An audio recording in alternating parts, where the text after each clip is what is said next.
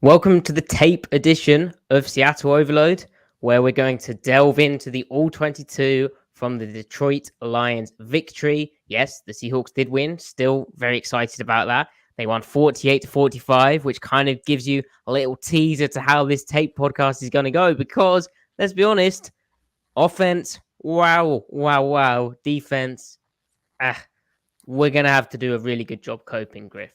But Yeah. offense, Griffin, fantastic stuff, and this is some of the best tape I think I've seen from Seattle. Right, like it's almost flawless. I mean, it was awesome stat line. They can't do anything wrong right now. I mean, they're getting it done, in pure dropback situations, third downs. They're getting their under center play action going in the pocket, out on the move, on the boot. They're getting explosive down the sideline. They're getting those chunk intermediate gains, quick game, which they use not as much these days. But when they do it, like they're getting the ball out, getting those 4 to 7 yarders. It's just everything is working. The only thing that this offense is missing right now is they can't get any yards after the catch. I think you can see where the structure provides some opportunities there. But then Lockett goes down, but then he's declaring himself down because he's trying to preserve himself. I don't blame him. Yeah, that's what I was going to say. Lockett's like been the main dude with those opportunities, and for whatever reason, you'd imagine self-preservation for a long season. He's just been going down, giving himself up in the moments where I feel like the yak would be a thing. Right. Then like DK in trying to get yak hasn't been able to ran himself out of a first down in this game. And then there's also that trying too hard thing where it leads to a fumble. Like you got to be careful with that. Sure. But it's not like that the routes aren't getting guys wide open, is it? Like no. It's just funky at the moment. I'd say small sample funky. size, and then agreed, small sample size, and like they do need to kind of drill their setting up screens a little bit because so much of that is the blocking, right? It's not even the receiver half the time or the running back. But then the other side of this, not to get too sidetracked on the yak conversation, but the other side of it is that they're spending a lot of time in 12, 13 personnel. So like Eskridge and Goodwin aren't out there, and they catch the ball in stride. It doesn't even need to be deep downfield. Like they're probably going to get the most yak of anyone on the roster. It just hasn't quite happened yet. So it's kind of a personnel thing too, and who you're putting out there, but it's not hindering them. But actually, so we should define again, not to dwell too much on this. On Twitter, a great follow. He's a data analyst, among other things. Lucky Prophet. On Twitter, he messaged me and he said that Seattle right now, I might have this wrong, but the Seahawks offense dating back, I think, to 2006 are literally, I think, the single worst team in generating yards after the catch over expectation. So like they're like first percentile. And think about how ludicrously efficient they are right now in spite of that. So if even if they're going to be a below average yards after the catch team, imagine if they just kind of regress to whatever their mean is positively, even if that's well below average, imagine how much more efficient they would have been over this time frame. Well, and I think also crazy with that point of what we've said about, that I think yak might come, down the line, and with kind of what you've said as well, that's part of what we mean when we say that there's meat on the bone. Like if the offense regresses in some areas, we feel confident enough that there's other areas that they haven't yet been able to tap into that they will. Right, I agree. Yeah, there are two main things, like broadly speaking, and not getting into the nitty gritty of what projects forward. Like I think what's going to regress from the biggest, broadest view you can think of is the completion percentage will come down. It could still be top of the league or top 5, right? But it will come down. But then the shot play percentage will increase and the yak will also increase. So the net efficiency might still be stabilize. It's just defenses will defend them differently. And as we're going to talk about in this section of the podcast, Geno always has an answer. So if you take away other things, he's going to find something else with the way he's playing right now. If his process remains stable, Which he then should. Like, it has from 2021 through this preseason preseason, to yeah, now. Like, he's a coach on the field. There's not. I think if anything, he's become more poised from like week one. There was a lot of emotions going on, and yeah, that was crazy for a lot of reasons, right? right, I think he looked at times there a bit like. I mean, I think I tweeted out, have some deep breaths, like just let's just get poised again. But since that moment, I think you're only going to get more and more poised as you sort of grow into this role. And I haven't really seen any signs of him being flustered. He's been calm in a pocket. Sometimes him trying to throw the ball away looks a bit awkward, but there isn't panic. And you know, Geno's on third down, right? Like 9 of 12 in this game, and the Seahawks 3rd and 7+ conversion rate. Hawk Blogger tweeted it out. 2019, 23.8%, which is 25th. 2020, 29.2%, which is 12th. 2021, 23.4%, which is 24th. Then 2022, 47.6%, which is first in the league. it's wild.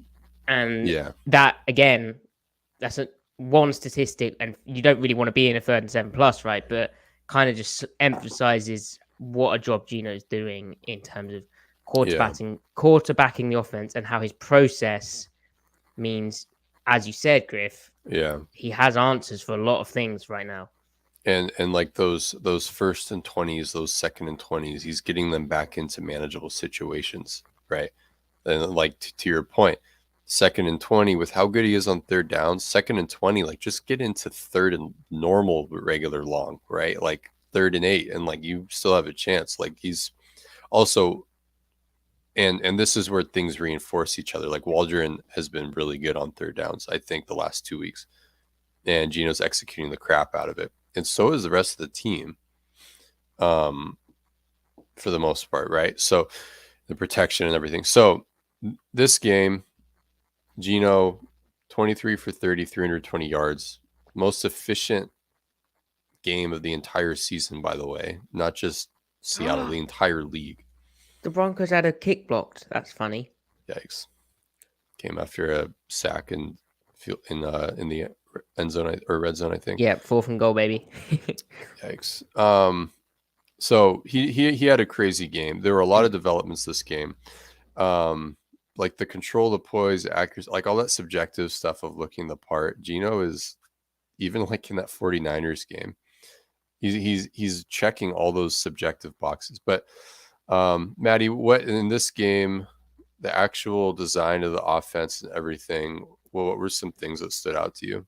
Well, the real thing for me was, as you've put in your notes as well, watching it back, especially after Pete's comments about not putting the rookie tackles, under too much duress, and you can speak to this too, but there wasn't as many pure dropbacks as I may have thought. I mean, it's quite hard to keep track of the offense when it's so productive and they're just slicing and dicing constantly, and they put up 48 points, right? Should have been Right. 51.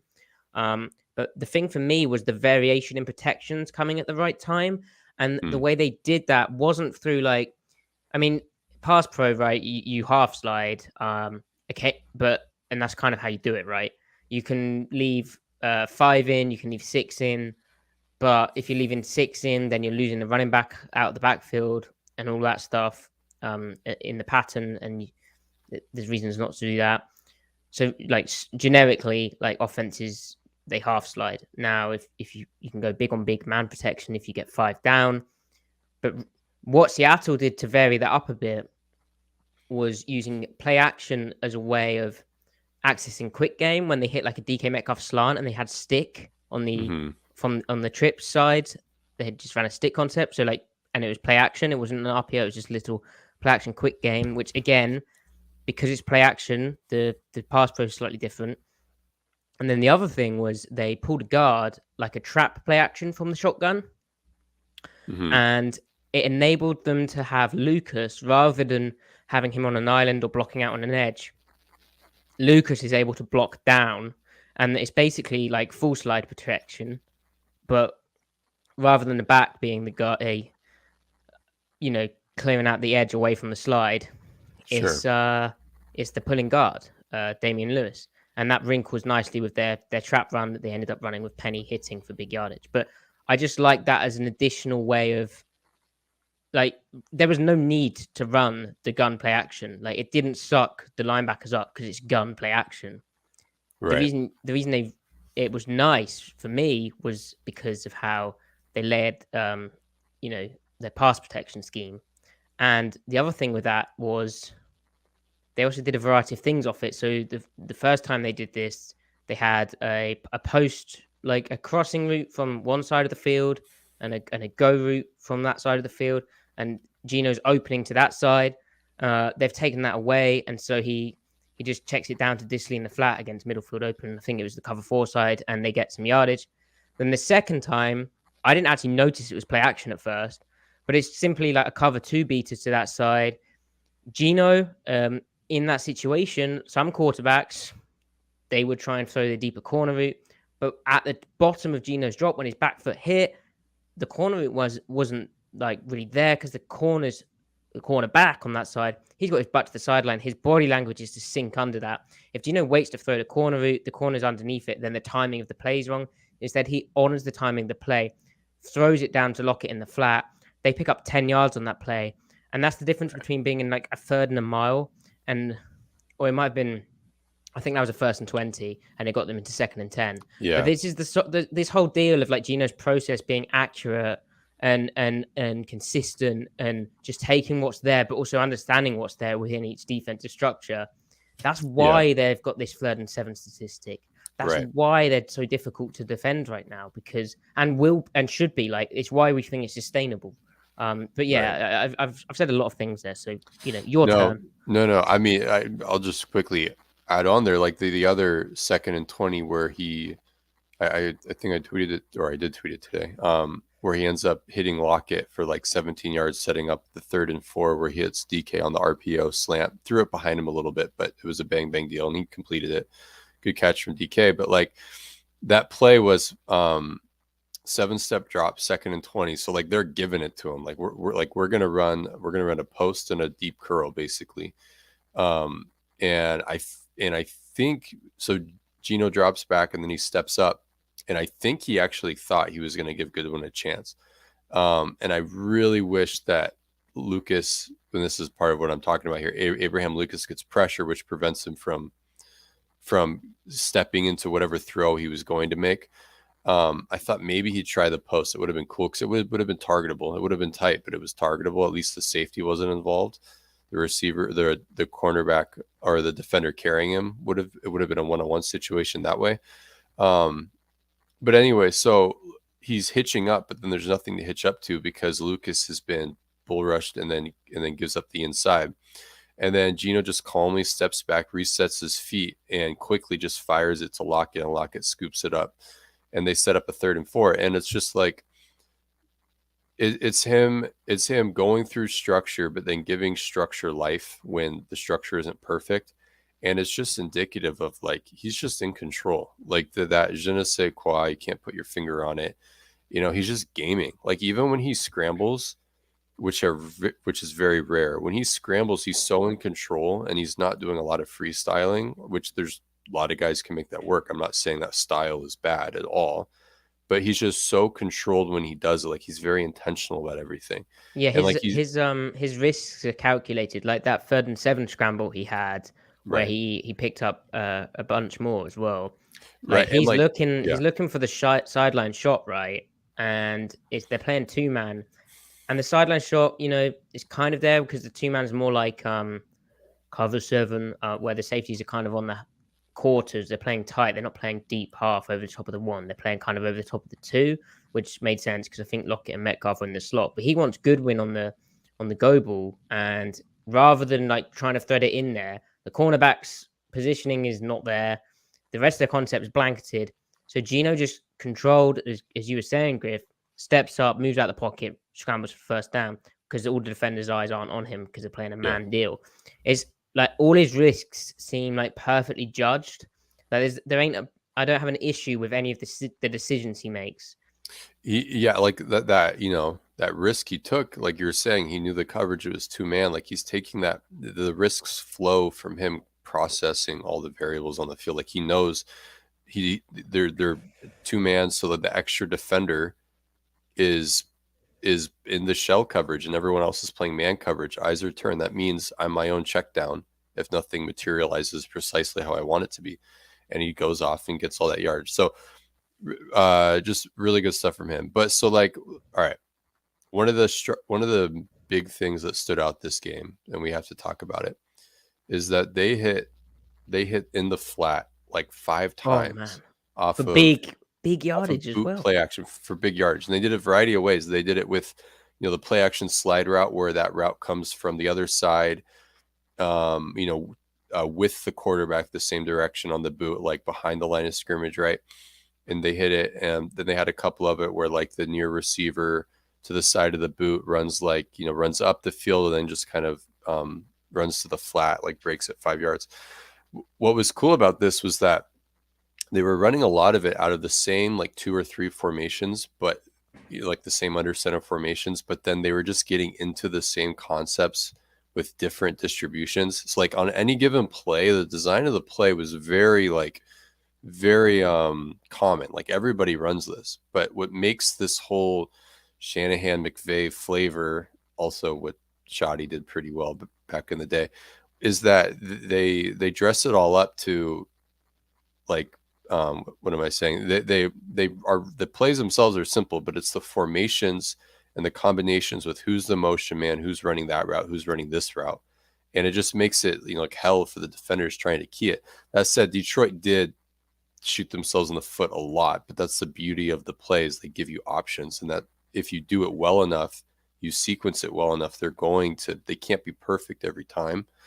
They was going their way this yeah, and I talked about it yesterday on the Newsy podcast with Ty, but Carroll mentioned how the offense is wide open in his 710 ESPN Seattle radio hit with Brock and Salk on Monday, and he said that they're freewheeling out there in like the good sense, and that it's the most open that the offense has been, like, that he can remember. So like, and I think that's like, because they've been building to this point since the San Francisco game where they decided to take the training wheels off Geno.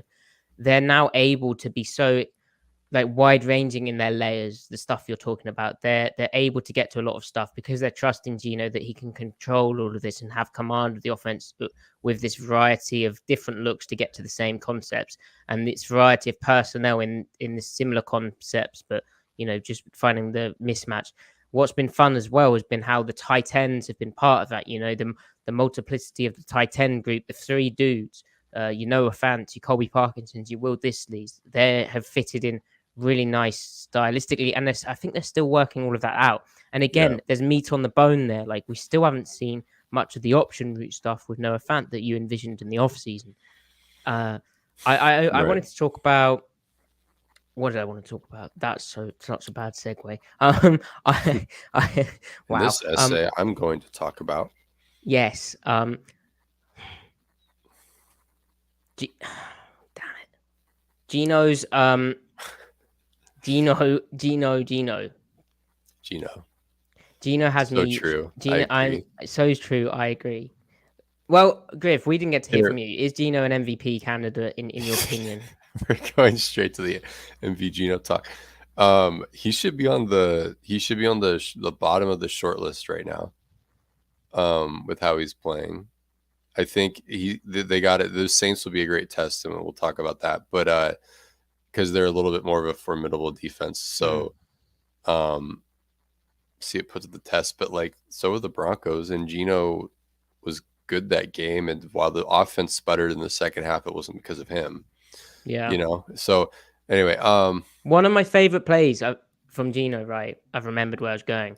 Maddie remembered. There's a lot of pressure, right? It's live. I'm having to perform here. You're standing up. I'm standing for the whiteboard, which we'll get to. But yeah, he cannot be killed. Geno cannot be killed. Like the defense is like so there's this play where they have an attached run to Geno's right, okay, and they have an RPO to the left, right? Yeah. But the defense is like, oh, what would be good here is we don't tell him we're going to blitz off this side, but we blitz off this side, and he hands the ball off, and we get a free rusher at the quarterback, right? Yeah. It's a fine blitz because if you get RPO'd, Geno can't see that blitz because he's turning to the right and it's behind him. But Geno somehow, as he snaps the ball, registers to his left that the blitz is coming. He must have sensed it. And so he makes a throw that he's not meant to make to the little bubble of Noah Fant, I think it was. Now it actually comes back for offensive pass interference, and I don't know how that was offensive pass interference. It was a very weird call. But just that kind of thing of like, if you're a defensive coordinator there, you're like, what on earth? We had the right play call and you've just beat it somehow. Yeah. You're not supposed to have, you're not an owl. How have you seen that? Crazy stuff. And then the other one was a cover zero situation where, Yeah. well, there's a few good cover zero plays, but this is again a less obvious one from me, a hipster one where they've got trips out there and the Lions aren't covering down on DK Metcalf. So Geno knows that something's going on. And so he just throws it to Metcalf's out route. It doesn't get the first down, but it's just that immediately, like, I know the right play. I'm going to throw the right play. It's not robotic. It's it's creative in a sense. Like it's just super intelligent. It's that coach on the field thing we always talk about where DK ain't covered from someone immediately. They're having to disguise this. Okay, these guys got over there eventually, and they're playing at the sticks because it was a 3rd and long. But DK almost got the first down. But more than that, if you play the play, if you play it how it's supposed to be done, if you find what is on paper the right beater, eventually the good results will come. And more often than not, they'll come. Hence, what we've been seeing. Right. Yeah, I think it's fair to say that, and we did talk about this last week, the dude's a football brainiac, like whiteboard knowledge, football theory. Like he's processing on the, like taking it to the field too. Like he's way up there. This was last year, even in the Saints and the Steelers games, he was processing well the whole time. Like his intentional process that you could pick out on film, that what you could isolate to what he was doing. He was even playing well in those games. So that was really hard for, to like accept that because you look at the stat line. But like part of that was, the scheme and the general game plan, trying to shorten the game. The O-line was inoperable. He's not a guy that's going to pirouette and lock it 70 yards downfield. Granted, yeah, like he's not going to make lemonade in situations that dire. But you watch that and you're like, okay, give him a little bit more ammo, build an offense meant for him, and what could happen here? And just we're seeing it. He checks so many boxes. I mean, and this is not just some like little cute little stretch. Like this is everything he's ever shown. Like he's checked these, even at his worst in New York.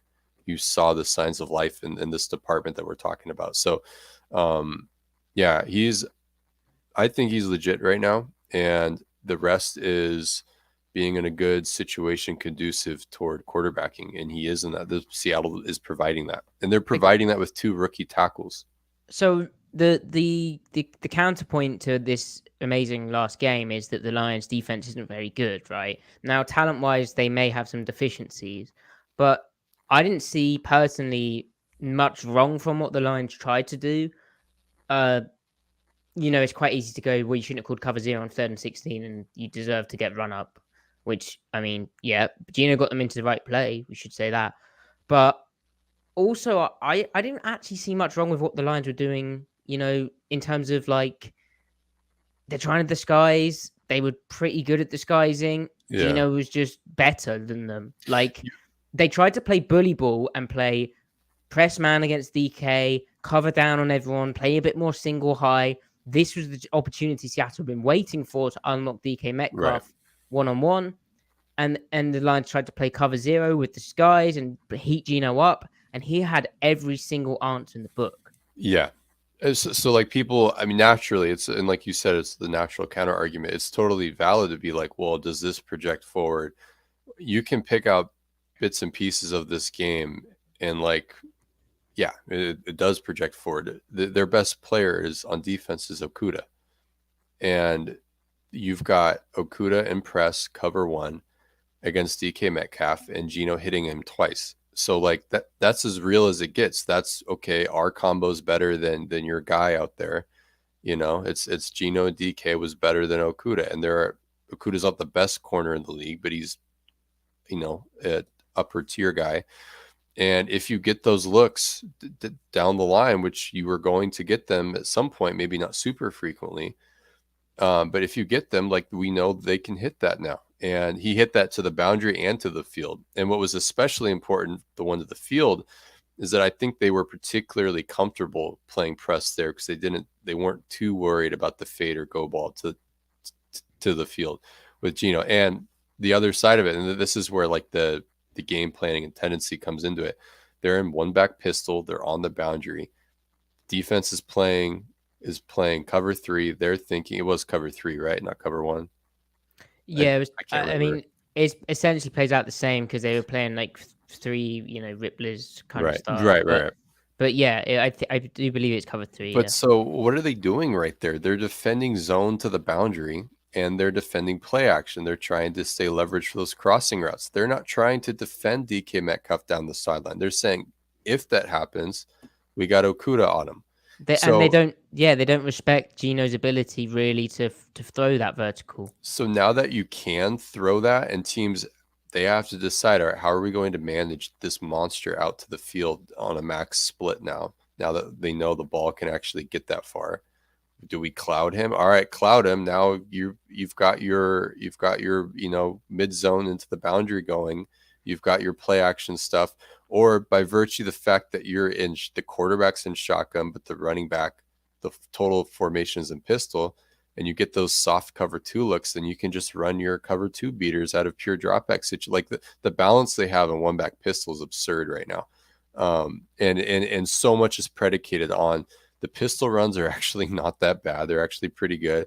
And if Geno's hitting explosives out of it and drop back, that's just because we know they're moving the ball in the more intermediate 5-step stuff when they're in pistol, when they do run pure drop back. So I don't know. It's just development. Again, with the theme of like having all the answers, you can see from this drawing, when the Seahawks got down into the red zone, you have like a cover 3, cover 1 look. Obvious, like there's no disguise going on there. Oh, Russell Wilson threw an interception on 3rd and long in field goal range. That's funny. And you have... Did he throw it in? Yeah, he threw an INT, I believe the cool kids call it. And you have the middle field safety cheating over to DK Metcalf even before Geno's seen it. Again, it's another example of gun play action rather than just running 4 verts ordinarily. It's an example of the tight ends being involved, going pair slot, 2 tight ends to the right, 2 receivers to the left. Geno executes a play fake. It's a very quick one because it's from the gun. 3 safeties cheating way over to DK from his drop. And then Geno fires a perfect football to Will Dissly's inner seam route where he throws it so early, drift at C-Mike spin move. He tweeted out a photo showing how early it was. He also gets 6'4" versus 6'1", but the accuracy, the anticipation, the quick decision, he has the answer. Again, he has the answer, and that is something we'll keep harping on. Yeah. We'll be harping. Harp away. Another thing we should talk about is the offensive line is just getting better with each week. Now, not the best, defensive line to go against, but they do seem better independent of competition compared to how they played in the 49ers game. I would love to see them in their, in their second matchup with the Niners get another crack against that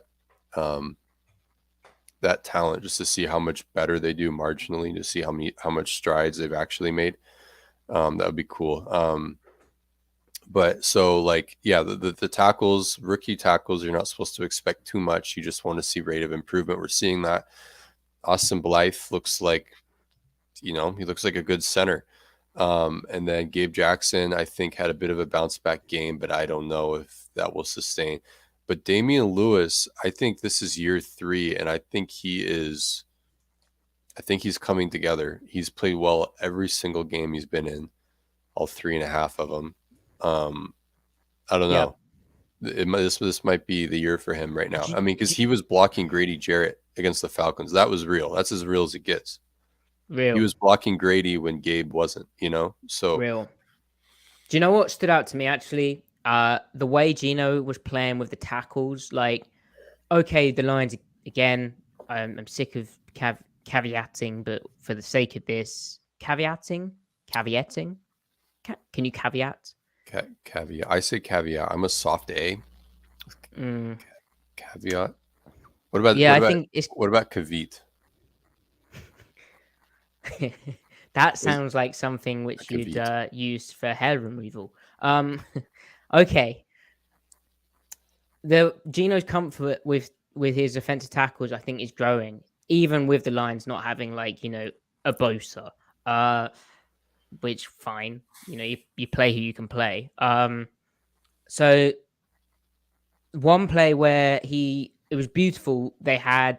He opened to their bow concept where basically condensed split. The receiver runs a hitch. Then behind that, a receiver runs a dig. And the Lions played cover 4 with the safety really hard down to that. So that's not there. And their quarter flat player did a good job to the hitch. So then he comes to the other side and to the arrow concept, which into cover 2, that's nice because you've got DK on like this little sit spot route. You've got the slot receiver running the corner route. And you've got they even released the running back into the flat. So you should have a little window here, right? Oh, wow. Mhm. Russell got it more hurt on the Yeah, interception. that did not look good. Have That they did pulled him not out of the look good. game? Yeah, well, he's in the blue tent. I don't know Oh, he what. shouldn't be in the game based on how they're doing concussions. Anyway, this hopefully is okay. The bow and the arrow thing. He goes to the cover 2 side, and he's feeling a bit, Charles Cross at the left tackle. He's got an inside move. He's defended it, but the inside move, the why defenses do them in the pass rush game is, and the Lions are a fan of them, is to just let the quarterback know that it's shrinking to the inside a bit, change the picture up. Gino just works with that. He's just nice in the pocket. And then he hooks up with DK, who improvises his route over the middle, sensing that the linebacker's about to expand with the back into the flat. And it's Mhm. just brilliant stuff. I think that was for an explosive play. I think it was 17-yarder, maybe not quite, but really good stuff. And then the other play is I think it was the very next play. Abraham Lucas gives up an inside spin move. He's flat out beat. Gino, obviously, because it's coming from his right side, he's aware that okay, I'm getting something which I can see. It's not your blind side. Mhm. And he then manages to just step back in the pocket and find Tyler Lockett underneath the cover 4 side of the defense. And they complete the pass. And again, it's like, what are we supposed to do here if you're the defense? Like we've got pressure, we're having answers. Gino should be making mistakes. He isn't. Like, this quarterback is red hot right now. I'd Right. be interested, Griff, in hearing your under center pistol shotgun splits and pass rate and your overall pass rate, because I know you're a bit of a data fiend, aren't you? But before that, the little dig to DK Metcalf off play action again. Seattle has a cover 2 beater to one side, cover 4 beater to the other. The Lions actually did a fire zone on that one, but Gino in the pocket this time is not really the tackles. It's more like the interior, but he stands in there and he fires it to DK. Okay, DK's wide open, but it's a good play call, right? On the dig. Right. But also, Gino's just like really just working in the pocket, stepping up. It's just great work. Yeah. Yeah. He like it's the whole idea of creating in structure, or like giving the structure more life. And I think that's what separates a lot of these quarterbacks that can be functional with a good support system around them. But then when they have their bad moments, or they have their bad games, it's when the structure asks them to just kind of it really just relies more on them. Like, okay, now the other guys are imperfect on this play. Now you kind of need to be perfect. And he's just doing that at a very high rate right now. Like he's adapting his timing and rhythm when he needs to, when he has to completely abandon like his cadence in the pocket, like, with the, drop back, hitch up and stuff. When he has to speed up, he speeds up. When he has to slow down, he slows down. That's part of why he's completing like 75% of his passes or whatever it is right now. So, and by the way, he's not just, he's completing. Okay, we got numbers per PFF. In the 0 to 9 yard range bracket, he's completing 89% of his passes, 88.9. Absurd. Wow. But so you might think, well, that's driving it. Granted, 50% of his pass attempts are in that range, which is like lower median, but then and that number is falling. So that means he's going at the intermediate and deeper more and more each week. But then in the intermediate, his completion percentage is here. I tweeted it. Let me find it instead of just trying to remember. It's high. Find the tweet. It's high is the point. And we like it when numbers are high. So he's 12th in target rate to the intermediate. It's the 10 to 19 yards. So that means he's targeting at the 12th highest rate compared to other quarterbacks. And he's 7th in completion percentage. So that's dang good. And then he's also 20 plus yards. I think he's like 5th right now. And then, but you might say, well, the shot percentage, he's being really picky. Yeah, he has been. For the whole season, he's like 25th or 24th in shot percentage. But then the last 2 weeks, that shot percentage is now top 10, hovering around 16.5%, which just so happens to be, to give you context, literally the same exact percentage down to the decimal point as Russell Wilson's shot percentage. And he's completing like the 5th most in the league right now. So that's why this game, we saw them dialing up those fade balls to DK, but then also like that corner post off that cover 0 blitz look where he got it off to Lockett in time before the blitz got him. But then like they also had that under center like half boot to DK that just barely missed. And like those are low percentage shots, right? Like you're not, but you can see how like that they can work with stuff like that, because how close were they to completing it, right? Like they were inches away. And then the other one to Lockett, where he missed it earlier in the game on the 2nd and 2, and they scored anyway on that drive.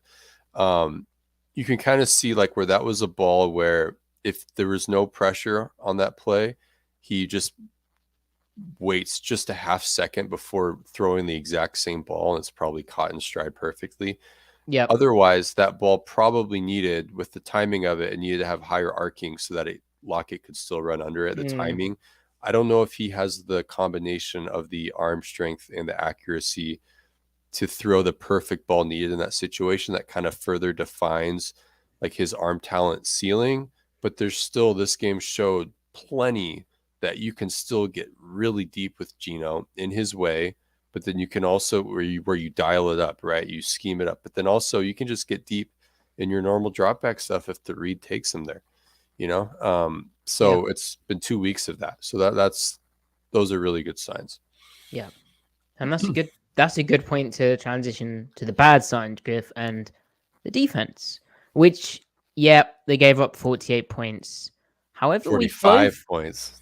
45 that's fine. That's fine. That's what are we complaining about? Yeah, it could have been 46, guys, but it was 45. So much worse. No, it couldn't have been that much worse. Although both of us, after watching the tape, as sometimes happens, we were a bit copy. We got a bit copy on the timeline. Oops. It wasn't that bad. It wasn't that bad. So we can... It feels correctable. Really quick, we can frame this really quick, and then Maddie, jump back into what you're saying. So Kevin Cole on PFF every week, I think it's him. If it's not, I apologize to the person that I'm miscrediting.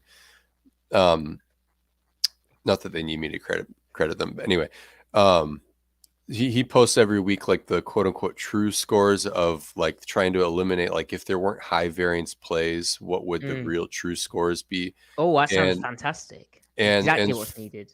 Exactly. For the Lions, they would have scored, if this was a normal game, they would have scored 27. Still bad, but not 45. Like, not 45. And you can just think like there were a bunch of fluke plays this game on top of other bad play. But anyway, Maddie, so it wasn't that bad. You're right, because the Lions should have had the Seahawks should have had a regular bad game, not one of the worst games you've ever seen.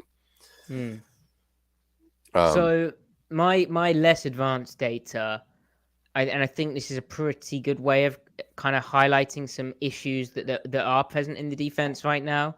So if we look at explosive passes and then the really bad long touchdown run, and the reasons, like if you're going to apportion blame afterwards and who to blame, is kind of illuminating. So 32-yard run where 32-yard touchdown. Well, no, it wasn't. Let's get this right. 32-yard catch. It was a touchdown from Jordan, which Jordan Brooks allowed with a fire zone bust. We weren't sure in the post-game press conference where exactly the blame lied. We weren't 100% certain, but having watched it back in the nickel bear front that Seattle was running, and we have we were campaigning for that. Are you laughing because the Broncos went 3 and out? I saw a tweet related to the Broncos going 3 and out, right. but I am listening.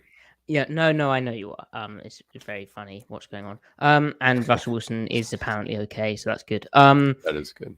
32 we still yards. Need the Broncos to lose because we have their draft pick. Yes. So the Bear front, right? They were basically playing the cover 3 fire zone rules, and then the edge rusher who dropped off when they're playing cover 3, he was more like a bonus hook. So it was on Brooks, and I don't know what he was thinking. Like, basically, well, I do know what he was thinking. He like jammed a tight end up so much so I think a flag got called, and he looked at Goff, and Goff like kind of gave him a look into the flat, and he just thought he'd played it and it was getting checked down, and he just played something which wasn't his job. So that's something which doesn't make any. It's so weird, man. That falls under the bracket of do your job, don't try to do too much. Now, 21-yard run. Kobe Bryant blitzed. He blitzed at the wrong angle for the run and drop type. He blitzed more like it was wide zone away, and he's aiming for the back hip of the quarterback on boot. It wasn't that. It was like an inside power path. So he could have got tighter, removed the cutback, because everyone up front who's slanting over for his blitz, they're playing gap inside run blocks, not boot away. So you can't aim for the back hip on that point. 21 yards. The fumble play. Kobe Bryant got beat, but that was because they jet motioned into it and they ran a dagger kind of beater. But he's not familiar with the fact you can jet, and I wasn't either. It's cool beater where you jet motion his dagger. Again, that's an exposure thing. Like, he's a rookie. He's new to this. I felt Jordan Brooks could have got a bit more depth, but I mean, really, it's Bryant's just a rookie. 28-yard catch. Mike Jackson didn't play deep to short. It was a weird one where Jared Goff rolled out to stay alive.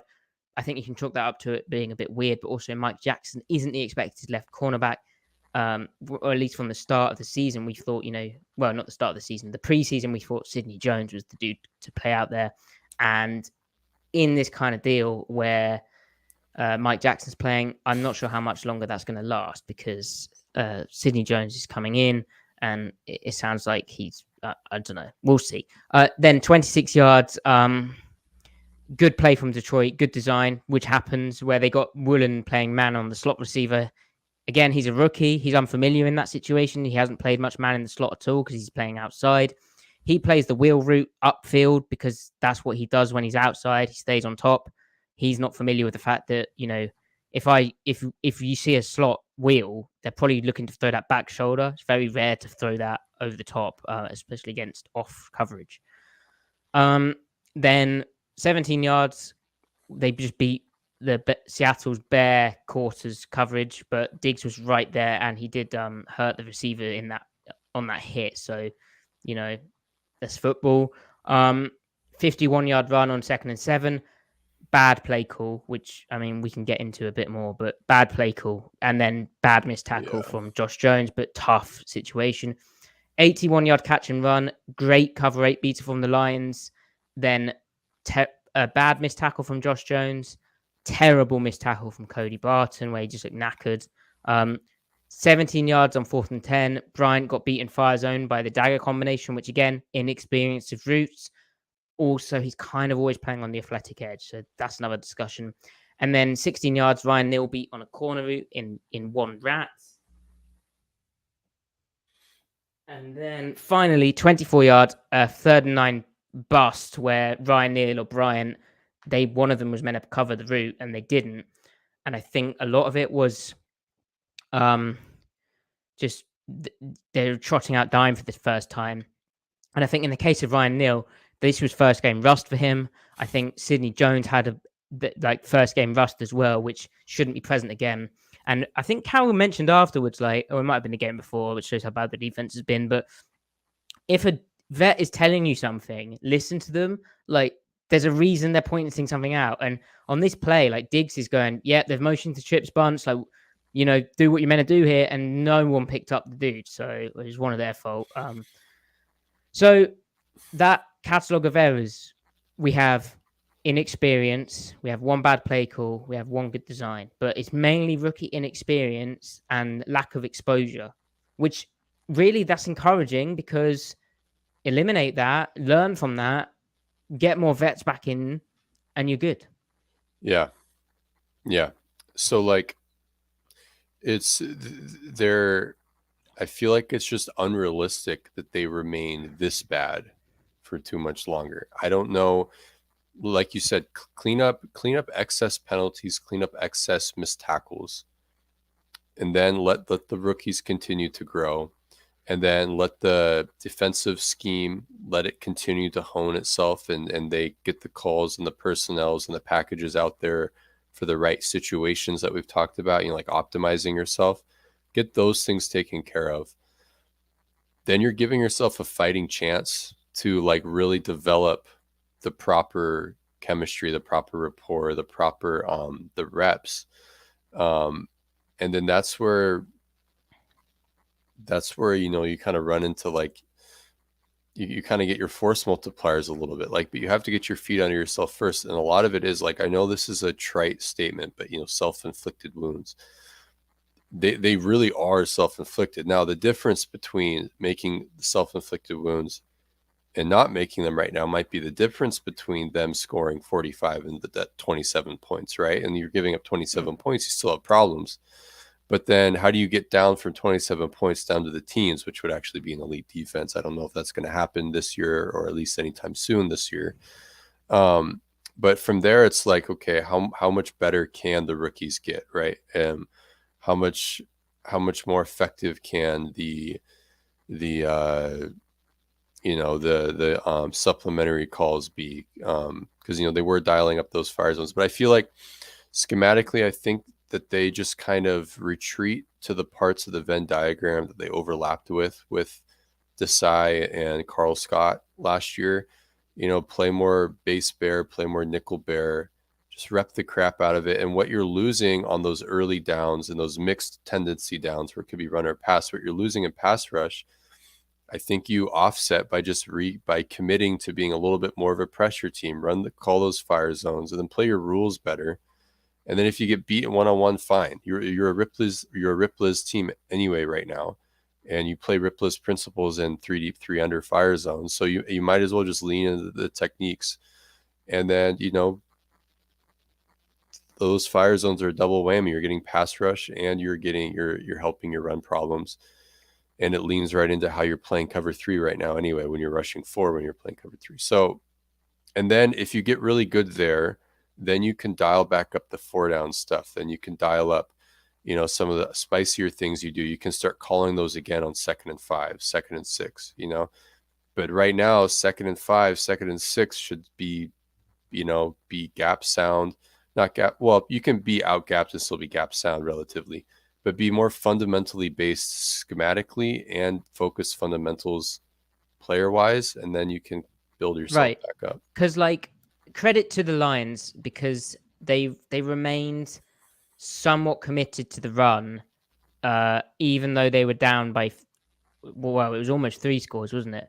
But they were down and they didn't panic. They still mixed in the run nicely, which is important because if you become one-dimensional, then you get these fronts which are pass focused. You get these calls which are pass focused because a defense doesn't have to worry about the run. And like a prime example of this is that 2nd and 7 where like Seattle was in a 2-3 technique front. They're in middle field open running straight. I think it was just straight quarters and cover 4. And they don't game the front. They don't slant. They're just like thinking pass.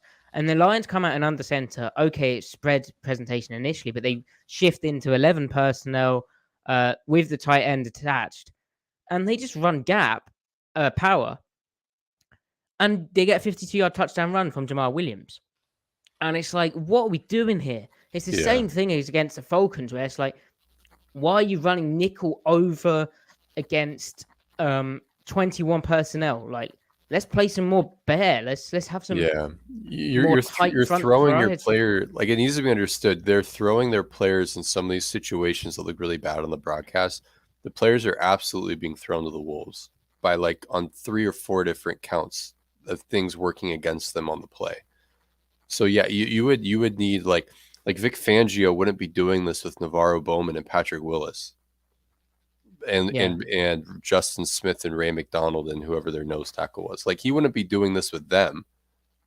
And so a positive spin is that we saw nickel bear fronts, which is what we were calling for. Right. We saw that for the first time, and they largely worked. And again, the run defense looked really good, other than the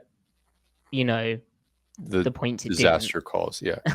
But that was mainly a play calling thing rather than an execution thing. So encouraging in that area. And I thought the front, the D line played really well. Both linebackers were really struggling. Like, they need a reset in the sense to like, okay, it's been bad, but like you just need, especially Cody Barton, like stop overplaying stuff. Yeah. Well, even Brooks, like the fire zone play, like just play your thing. Like, stop trying to make like miracles happen. Yeah, just do your job. Brooks had some nice run fits. Barton had lost. Some all right coverage, but yeah, he is lost, unfortunately. He's so right. I mean, I've been pretty consistent saying this. I thought Barton had 2 really good games and then 2 really bad games in their 4 games so far. He's a player who he is effective when he can key immediately, use his smarts to key immediately, and then play fast, get going, and don't stop moving. Like, that's how he can be a impactful player. This scheme right now asks him to play slow and read slow, and then when it's time to make something happen, be a difference maker. And that's not how the ways that he's a difference maker. So it's like, but it's no surprise that every time they go into bear and the gaps move, he is flying. It's because that's what he does well. Like when they're, one back outside zone, you're in bear. He's like, all right, I'm just going to go get leverage in my gap and I'm going to go fly. And he does it. Okay, that's what he needs. And then if he can key the pass, he's getting into his pass drop pretty quick. And so like, that's where it's really not suiting him. And he was so much more of a pure scheme fit last year and the year before, and he didn't get to play a lot in it. But I think it's still going to work. That struck me, Griff, about other players, like because there's like not as much consistency. And I actually thought the variety in the calls was greater this game, and there was more schematic options, and that was actually a good thing. But they are still acclimatizing a bit, like, to the different, like, well, on this play I do this, but then on this play I do that. Like, they're sort of still coming to terms with that. And notably in Barton's case, as you said. I think there were some other positives, though, like individual players, like really quick. Well, Clint Hurts said they played 2.5 quarters, which are good. And I do mostly agree with that statement. Like, during the game, there was a period where people were tweeting like, oh, wow, okay, the defense doesn't look like a disaster. And then it started to look like a disaster. And I had tweeted, this game reminds me of how they played in this. It was like the first quarter, then like halfway through the second quarter. I was like, oh, how they're playing right now is how they played in the second half against the Niners, where they're actually playing good defense. So they still kind of have like a backbone here that is functioning. It's just they need all the rest of the body parts in this metaphor to pick up slack. But on an individual basis, we were actually seeing really good pass rush from Shelby Harris, Quentin Jefferson, and even Poona Ford. Jared Goff made some good plays. But like those guys were actually getting some movement inside. They were getting the corner on guards. And Maddie, you mentioned this. Josh Jones, after having some abysmal games, he looked way more comfortable this game, covering, a pretty good tight end and TJ Hawkinson. That's pretty big.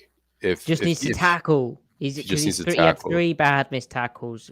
Yeah. 2 of them were in tough situations. One of them was just bad, and lucky Woolen cleaned up for him. But yeah, you know what's weird is in preseason when all the second and third stringers weren't tackling anybody, he was the only one making tackles. Yeah, so it might have just been a funky game. Yeah, I don't know. Woolen's fun. Like Woolen's technique was up and down this game, but he's fun and his pick was cool, even though it was a late throw from Goff. Yeah, I'm eager.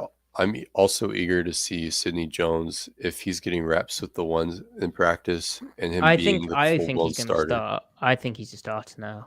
If he can get back to where it was last year, I mean that would put a dent in this whole thing. And it's not like Mike Jackson's been utterly abysmal, but Sidney Jones was a good cornerback last year. One thing I'd say is like I think because they were scared about being run on, but like they were just staying in the same like middle field closed coverages when the Lions started throwing it around the yards, especially like when they started scoring. And I didn't really understand that. Like I thought a bit more coverage variety, and I guess they'd say like actually we did bonus fire zone, we did cover 9, we did 1 robber, we did 1 rat. Is that not enough for you? But it just felt like there was consecutive plays of the same coverage or the same play, and it's like, well, that's a bit easy. But I don't know. It's a lot for they just lost their one-on-one matchups though. That's basically what happened in the passing game down the stretch. Like Neal got roasted, and yeah. But when Pete Carroll says Neal will play more, having watched Jones this game, apart from the missed tackles, I think that is just insinuating that Nickel Bear is going to come again. Yeah. And agreed. And maybe Neal comes in rather than Kobe Bryant, and then maybe Dime allows them, I guess, to run loads of coverages and also use Neal maybe in the kind of Adams role, even though he's obviously not the same blitzer, but like it's like another blitzing option along with Brooks, who can cover a bit more. But then it's just a different look and a bit more variety, I guess. But anyway, the middle of the season last year, they had a lot of success on third down, so those cover 1 pressure blitz calls, and Neal was a huge part of that, along with Adams. Of course, when Adams got hurt last year, that package disappeared because you need depth to run it. So I don't know. That's something they can work with. I did think that Brooks in pure one-on-one situations in coverage, he looked pretty good. Like when he was clear on what he was needing to do, he was carrying TJ Hawkinson down the seam like 3 or 4 times and looking really smooth doing it. I mean, Hawk only got his production against the safeties and on busted coverages. So in actual one-on-one stuff, I thought Brooks was handling quite a bit. It was just, like you said, trying to do too much when he doesn't need to do too much. So Griff, the New Orleans Saints, they're kind of banged up. The defense really should be able to do better against them, right? Yeah, the Andy Dalton, I mean, you could say the same thing about Jared Goff. Andy Dalton's even worse than Goff right now and has been for a while. It's another opportunity for them to tap into more of what we saw in the first half of this game and build from there. And like, hey, just make your tackles that can be made and don't shoot yourself in the foot here and there. And like, how good can you be, right? Like if they're just going to get beat one-on-one in certain situations, so be it. But let's see what getting beat in one-on-one situations looks like when they're not missing that tackle, right? Now I don't think they're passing a lot right now. I think they're running a lot, the Saints. So we could see some crafty, play action off of a bunch of, a lot of running, right? Like a lot of cheesy stuff. So we'll have to be ready for that. But it's a yet another opportunity for them to improve, and not only improve, but potentially have a complete game on defense. I think here, I'll be bold. I think they don't give up more than 23 points. Yeah, I see your thinking there. I agree. I think you like the number 23 though. But that's the magic number. What we outlined is the magic number for like the offense should be able to score more points than that, right? Yeah. And then defensively, is interesting. Metcalf, I said this yesterday, but Metcalf spoke about how the Saints defense is similar in his view to the Lions scheme wise. Lattimore obviously is a different proposition to Metcalf. Like, can you imagine if we get Geno and DK beating Lattimore kind of one-on-one on the outside in middle field close? That would be cool. Right. That'd be sick. So the Saints defense, I think that overall they're a good defense, but I think their pass defenses, they've had some weird moments that's driving down their passing efficiency. Like their defensive success rate, I think, is top 10, or it's like right at 10, like 10th. But then their total EPA is poor, so that suggests they're giving up a lot of explosives. I haven't actually looked at the numbers. Maybe that just means the successful plays they are giving up are just particularly successful, not necessarily like super explosive. But so I don't know what will be there. But if they have, it's kind of a strength versus strength. Geno's success rate is ludicrously high, going up against a defense that also has a good defensive success rate.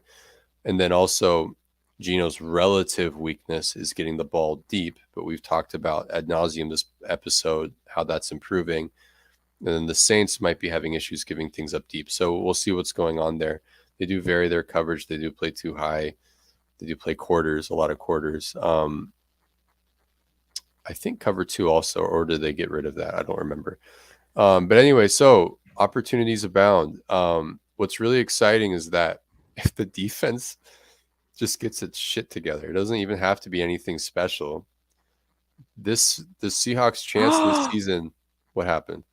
Russell was in a really big conversation with Hackett. God, he just threw a pick. He was in a big conversation with Hackett before that play, and I feel like he suggested this play, and then he's thrown a pick. Yikes. Why is he going for the touchdown? They just need a first down to win the game. Oh, this is unbelievable scenes.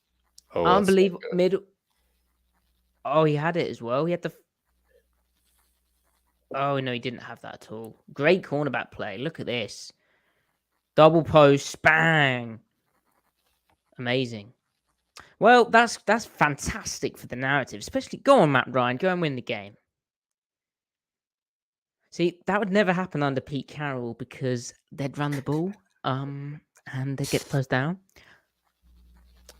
Why would you do that? Man, that's funny. That's so fun. He suggested that to Hackett. He did. Oh, come on, Matty Ice. Strip. Oh no, he just missed it. Oh God, I wish we could have gotten Chubb in the Wilson trade. Can you imagine? Oh, that would have. Actually, no, I can't say what. I can't say that. I don't think we're sources. Yeah.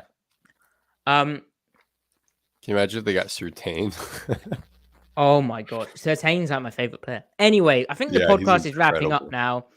Anyway, imagine if this defense is like even like mildly below average with the offense they might continue to have. Like this team with this division, they might be the favorite. Prediction for the Saints game? 30-20 Seahawks. 30-20. I think 28-21. Okay. That's a bit tight though. Oh, do you know what? 28-10. Let's go. Whatever happens, defense, we'll cope through it anyway. 28-10. We'll cope. We'll be back after the Saints game. If the Mariners are playing, the live stream element, we might have to change it up because as much as you like football, the Seattle Mariners are in the postseason. You might be watching that. So we'll work around you. We appreciate Julio, Ty, and the guys tomorrow. Thank you, everyone, for watching live. Please like the video and also comment because again, the algorithm, and comment after the video has gone offline. In And then also comment on how you pronounce caveat. Do you do a soft A on that third syllable? I think I say caveat as well. Caveat. Caveat or caveat. Well, wait. Shoot, because a long A is A, a short A is ah, but then what do you call ah? Is that a soft A? Ooh, ah. Or is it a soft short A? Ah. We need the grammarians to step in and inform us. Anyway, the grammarians sound like a Star Wars thing. Yeah. Who's a grammarian? The grammarians. Oh, sounds like anyway, go Seahawks, things of that nature. Go Mariners, things of that nature. Go Geno, things of that Matt Ryan. nature. Go Matt Ryan. Thanks, everyone. And if you're listening, please subscribe, 5-star review. Even if you're watching, just subscribe because it helps us. Thank you. We appreciate you. And we'll be back at some point on Sunday and Monday. Goodbye. Goodbye.